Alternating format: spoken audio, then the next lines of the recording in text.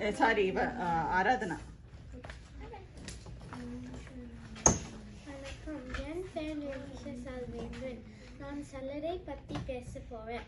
சல்லடை என்பது நுண்ணிய பொருள்களை வடிகட்ட பயன்படும் ஒரு பொருளாகும். இது இரும்பு, அலுமினியம், பிளாஸ்டிக் போன்ற பொருட்களால் தயாரிக்கப்படுகிறது.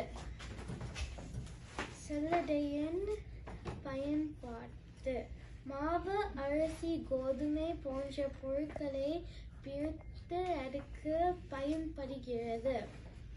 மணல், சிமெண்ட் போன்றவற்றை வடிகட்ட பயன்படுகிறது.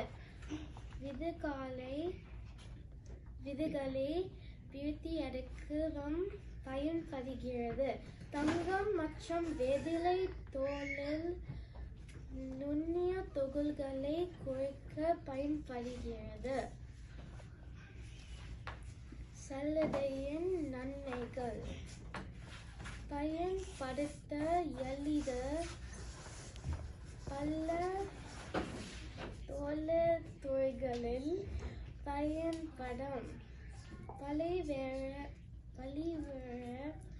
அளவுகள் கிடைக்கும், நீண்ட காலத்திற்கு பயன்படும். சல்லடையின் வடிவமைப்பு: வட்டம் மற்றும் செவ்வக வடிவமாக இருக்கும். சல்லி வடிவமாக இருக்கும். கைப்பிடி அளவா இருக்கும். நன்றி, வணக்கம். இதோடது வந்து என்ன, இந்த சல்லடையோட பயன் என்ன? செக்ரிகேட் பண்றது. ஸோ அதை எடுத்துக்காமியா, அந்த ஓட்டன்னா அந்த அளவுக்குள்ள போறது கீழே போகும், மேலே இருக்கிறது அதோட பெருசா இருக்கிறது மேலே தங்கும். ஓகே, ஸோ டிஃப்ரெண்ட் ஷேப்ஸ் இருக்கிறத நீ பிரிக்கணும்னா சல்லடை வச்சு பண்ணலாம். இந்த சல்லடை வந்து வீடு கட்டுறதுக்கு பயன்படுத்துவோம்னு சொன்னா இதை வச்சு பயன்படுத்த முடியுமா? ரைட், அதுவும் சல்லடை தான். ஸோ அது வந்து இப்படி ஒரு ஸ்லாண்டிங்காக வச்சுருப்பாங்க.